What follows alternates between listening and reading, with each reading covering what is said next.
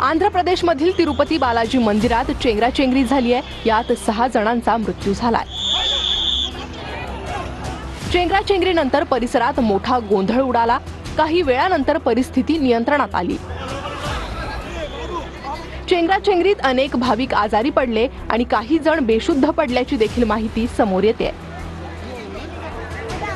जखमी झालेल्या 20 भाविकांवर तिरुपतीच्या रुया रुग्णालयात उपचार सुरू आहे। वैकुंठद्वार दर्शनासाठी असलेल्या पास केंद्रावर चेंगराचेंगरीची ही घटना घडली आहे। दर्शन टोकन घेण्यासाठी संध्याकाळपासून मंदिरात भाविकांची रांग लावली होती। तब्बल 4000 भाविक दर्शन टोकन मिळवण्यासाठी या रांगेत उभे होते।